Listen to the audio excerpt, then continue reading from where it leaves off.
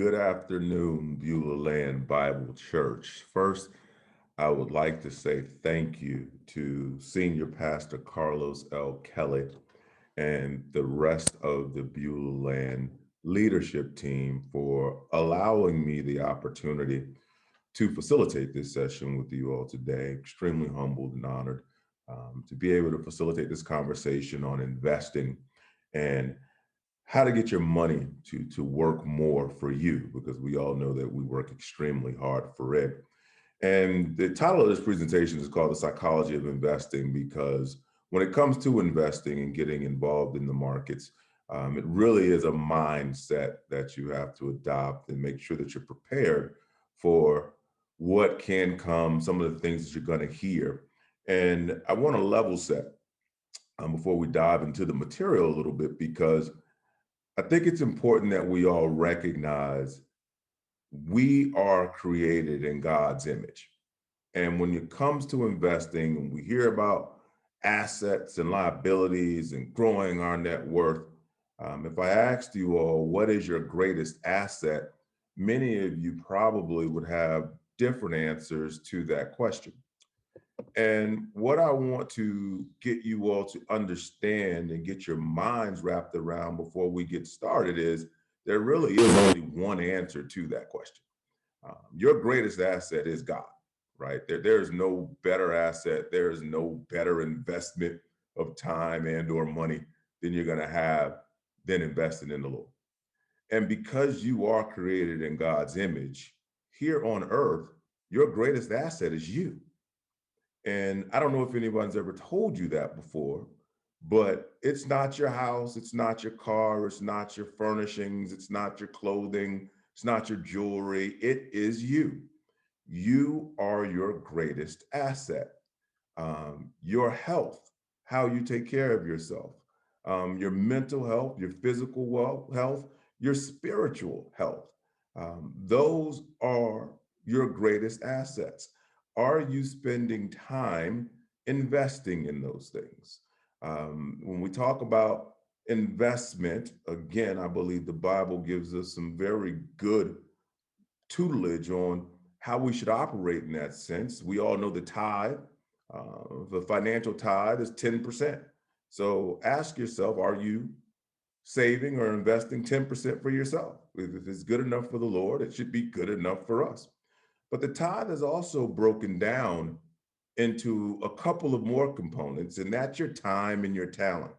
And I think we really overlook the power of these things. I would ask, how much time are you spending cultivating your talents? God has given us all abilities, He's given us all things that we can do.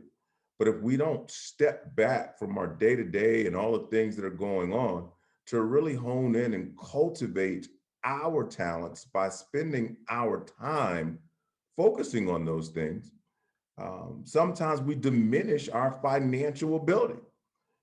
So understanding that you are your largest asset, understanding that you should be investing in you, you should be investing your time and cultivating your talents, keeping that focus moving forward will really help when it comes to looking at what we can and cannot do when it comes to investing. Now, when we look at the news, and there's been a lot of great news lately, there's been some worrisome news lately.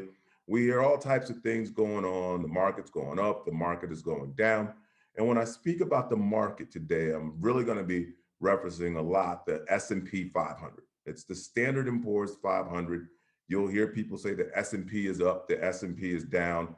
The S&P is an index of 500 large growth companies that is a good barometer of what the overall stock market, the global stock market here is doing in the United States. So when you hear me say the market, I'm going to be referring to that S&P. And we get a lot of news, we get a lot of noise going on as far as what's good, what's bad, what we should and what we should not be doing when it comes to the market.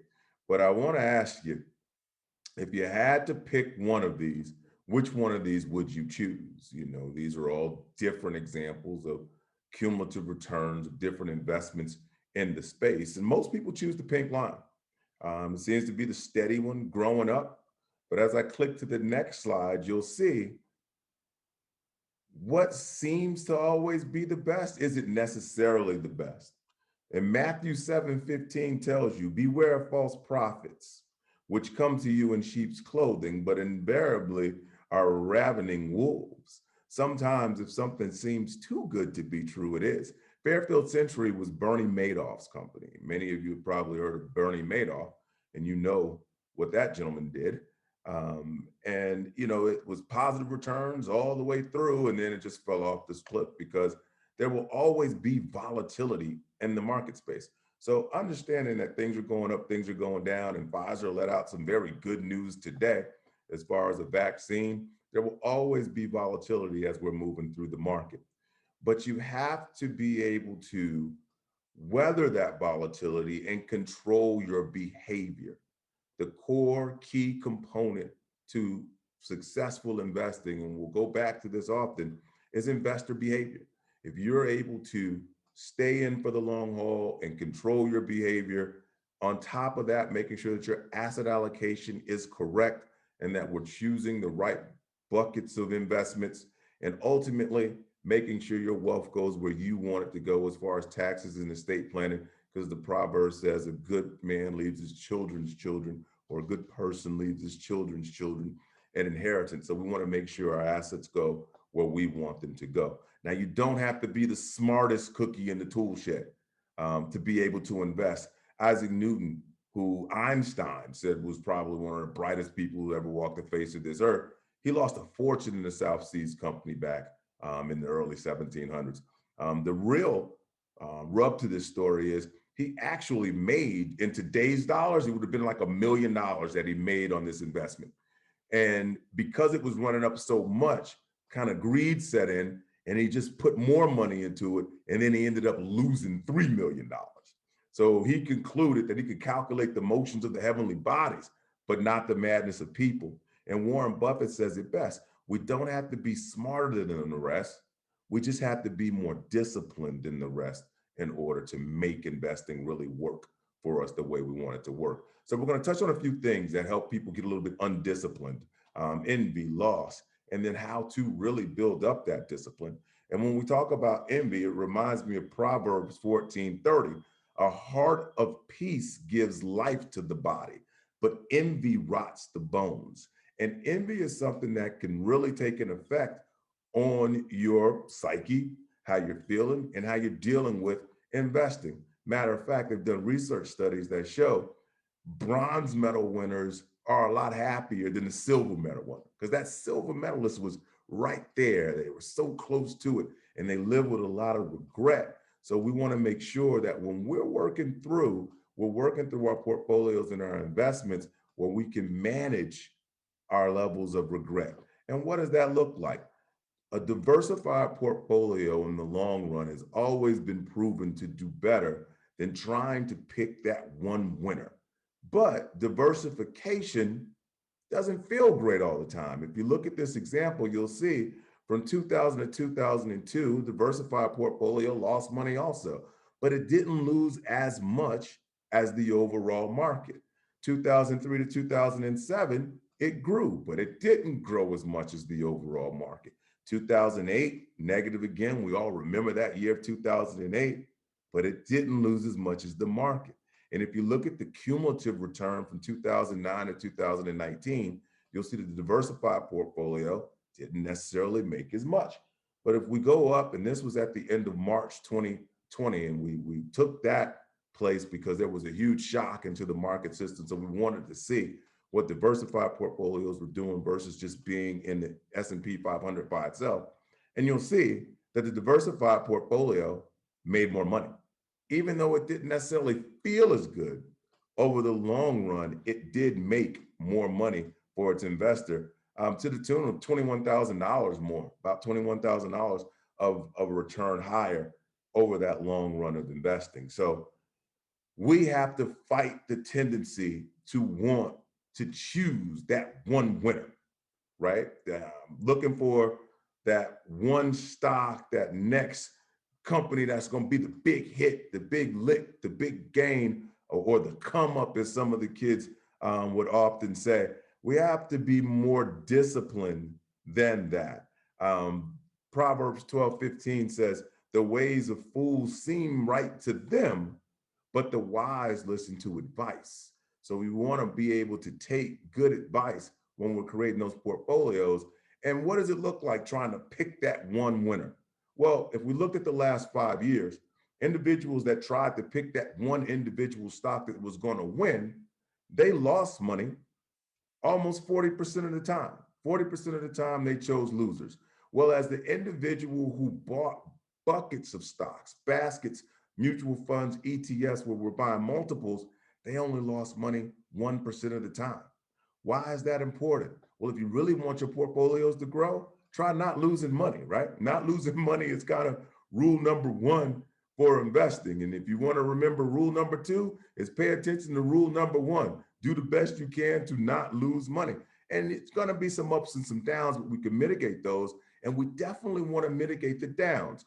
Downturns in individual stocks can be much larger than they are when we're in a diversified situation. So as we're investing, we don't want to put all our eggs in that one basket, because as you can see here, if you lose 50%, you need to gain 100% the next year just to get back to square one, right?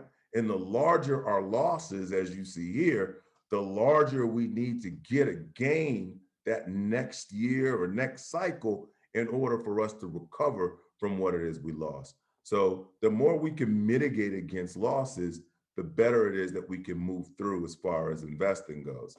And when we look at loss, a lot of times when things are happening around us, we want to do something. You know, we want to jump out very quickly and we want to make a decision. We want to make it right now. And when you look at the analogy of a goalie in soccer, 94% of the time they jump left or right when their best strategy would have been just to stay in the middle. And when it comes to investing, a lot of times people try to time, when should I jump in? When should I jump out? When in reality, sometimes you just need to stay. You need to sit. You need to allow things to occur the way they're going to occur and allow things to flesh out. If we look at a $100,000 investment that was invested in the S&P 500 over the last 20 years from 2000 to 2019, if the person that stayed invested in the market, they made $324,000. So $224,000 of growth on that $100,000 by just staying. If you would have missed the best 5 days, instead of 324, you're down to 214. You will have lost $110,000. If you missed the best 15 days, you lose almost $200,000 because you're trying to time when to come in, when to go out. And if you miss the best 25 days, you'd actually be negative. So trying to time when to get into the market is not necessarily the greatest thing to do. Getting in the market is what you want to do, and staying in the market. And it reminds me a lot of us wrestle, you know, when do I want to accept Jesus Christ as my savior? The best time was yesterday, right? But the next best time is right now. There is no better time to get in and stay in the arms of the Lord. So kind of like the market, the longer you wait, the more you can miss out. So the person that invested here in year zero, their return over 10 years was $259,000. But the person that waited, they had to get things together, they had to get their life right, or whatever it may be. If you wait 5 years, this person only made $161,000.